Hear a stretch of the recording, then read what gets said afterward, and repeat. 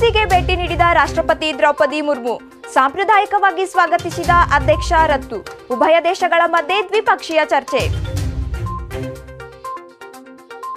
ಬಾಂಗ್ಲಾದೇಶದಲ್ಲಿನ ಅರಾಜಕತೆ ಕುರಿತಂತೆ ದೆಹಲಿಯಲ್ಲಿ ಸರ್ವಪಕ್ಷಗಳ ಸಭೆ.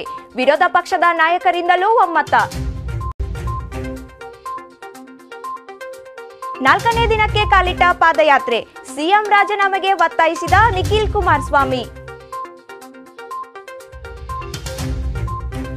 ಮಹಾರಾಷ್ಟ್ರದಲ್ಲಿ ಮುಂದುವರೆದ ಭಾರೀ ಮಳೆ. ಭೀಮಾ ನದಿ ತೀರದಲ್ಲಿ ಪ್ರವಾಹದ ಭೀತಿ. ನಮಸ್ಕಾರ ವೀಕ್ಷಕರೇ, ಅಕ್ಕ ಟಿವಿಗೆ ಸ್ವಾಗತ. ನಾನು ದೀಕ್ಷಾ. ರಾಷ್ಟ್ರಪತಿ ದ್ರೌಪದಿ ಮುರ್ಮು ಫಿಜಿಗೆ ಭೇಟಿ ನೀಡಿದರು. ಫಿಜಿಯ ಅಧ್ಯಕ್ಷ ರತ್ತು ವಿಲಿಯಂ ಮುರ್ಮು ಅವರನ್ನ ಆತ್ಮೀಯವಾಗಿ ಸ್ವಾಗತಿಸಿದರು. ಈ ಸಂದರ್ಭದಲ್ಲಿ ಮಾತನಾಡಿದ ದ್ರೌಪದಿ ಮುರ್ಮು, ಈ ಭೇಟಿ ಭಾರತ ಮತ್ತು ಫಿಜಿ ನಡುವಿನ ಸ್ನೇಹದ ಪ್ರತಿಬಿಂಬವಾಗಲಿದೆ. ಉಭಯ ದೇಶಗಳ ಬಾಂಧವ್ಯವನ್ನ ಶ್ಲಾಘಿಸಿ ಅವರು ಫಿಜಿಯನ್ನು ಸದೃಢ ರಾಷ್ಟ್ರವನ್ನಾಗಿಸಲು ಭಾರತ ಸಿದ್ಧವಾಗಿದೆ. ನಮ್ಮ ಪ್ರಜಾಪ್ರಭುತ್ವ ನಮ್ಮ ಸಮಾಜಗಳ ವೈವಿಧ್ಯತೆ.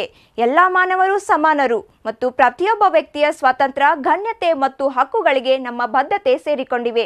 ಈ ಮೌಲ್ಯಗಳು ಉಭಯ ದೇಶಗಳ ನಡುವಿನ ಮಾರ್ಗದರ್ಶನಕ್ಕೆ ಸಹಕಾರಿಯಾಗಲಿವೆ ಎಂದರು.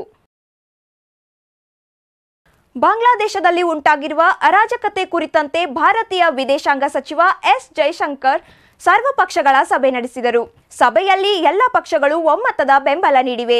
ಈ ಕುರಿತು ಎಕ್ಸ್ನಲ್ಲಿ ಫೋಟೋ ಹಂಚಿಕೊಂಡಿರುವ ಜೈಶಂಕರ್, ಬಾಂಗ್ಲಾದೇಶದಲ್ಲಿ ನಡೆಯುತ್ತಿರುವ ಬೆಳವಣಿಗೆಗಳ ಬಗ್ಗೆ ಇಂದು ಸಂಸತ್ತಿನಲ್ಲಿ ನಡೆದ ಸರ್ವಪಕ್ಷ ಸಭೆಯಲ್ಲಿ ಸಂಕ್ಷಿಪ್ತವಾಗಿ ವಿವರಿಸಲಾಗಿದೆ. ಪಕ್ಷಗಳು ಒಮ್ಮತದ ಬೆಂಬಲ ನೀಡಿದ್ದಕ್ಕೆ ಶ್ಲಾಘಿಸುತ್ತೇನೆ ಎಂದರು. ಸಭೆಯಲ್ಲಿ ಜೈಶಂಕರ್ ಸೇರಿ ವಿರೋಧ ಪಕ್ಷದ ನಾಯಕರಾದ ರಾಹುಲ್ ಗಾಂಧಿ, ಮಲ್ಲಿಕಾರ್ಜುನ್ ಖರ್ಗೆ, ಕೆಸಿ ವೇಣುಗೋಪಾಲ್, ಗೃಹ ಸಚಿವ ಅಮಿತ್ ಶಾ, ಕಿರಣ್ ರಿಜಿಜು, ರಾಜನಾಥ್ ಸಿಂಗ್, ಜೆಪಿ ನಡ್ಡಾ ಸೇರಿದಂತೆ ಹಲವು ನಾಯಕರು ಹಾಜರಿದ್ದರು.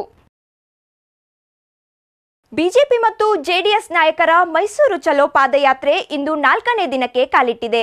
ಇಂದು ಬೆಳಗ್ಗೆ ನಿಡಘಟ್ಟದಿಂದ ಆರಂಭವಾದ ಪಾದಯಾತ್ರೆ ಮಧ್ಯಾಹ್ನದ ವೇಳೆಗೆ ಮದ್ದೂರು ತಲುಪಿತು. ಇದೇ ಸಂದರ್ಭದಲ್ಲಿ ಮಾತನಾಡಿದ ನಿಖಿಲ್ ಕುಮಾರಸ್ವಾಮಿ, ಮೂಡಾ ಹಗರಣ ಸಂಬಂಧ ನೈತಿಕ ಹೊಣೆ ಹೊತ್ತು ಮುಖ್ಯಮಂತ್ರಿ ಸಿದ್ದರಾಮಯ್ಯ ರಾಜೀನಾಮೆ ನೀಡಬೇಕೆಂದು ಒತ್ತಾಯಿಸಿದರು. ಇಂದಿನ ಪಾದಯಾತ್ರೆಯಲ್ಲಿ ಬಿಜೆಪಿಯ ರಾಜ್ಯಾಧ್ಯಕ್ಷ ಬಿವೈ ವಿಜಯೇಂದ್ರ ಮತ್ತು ಆರ್ ಅಶೋಕ್ ಭಾಗಿಯಾಗಿದ್ದರು. ಭಾರತದ ಮಹಿಳಾ ಕುಸ್ತಿಪಟು ವಿನೇಶ್ ಫೋಗಟ್ ಪ್ಯಾರಿಸ್ ಒಲಿಂಪಿಕ್ಸ್ನ ಕುಸ್ತಿ ಪಂದ್ಯಾವಳಿಯಲ್ಲಿ ಕ್ವಾರ್ಟರ್ ಫೈನಲ್ ಪ್ರವೇಶಿಸಿದ್ದಾರೆ. ಇಂದು ನಡೆದ ಮಹಿಳೆಯರ 50 ಕೆಜಿ ವಿಭಾಗದ ಪಂದ್ಯಾವಳಿಯಲ್ಲಿ ಜಪಾನಿನ ಕುಸ್ತಿಪಟು ಇ ಸುಸಾಕಿ ಮತ್ತು ಫೋಗಟ್ ನಡುವೆ ನಡೆದ ಪಂದ್ಯದಲ್ಲಿ ಫೋಗಟ್ ಭರ್ಜರಿ ಗೆಲುವು ಸಾಧಿಸಿದ್ದಾರೆ.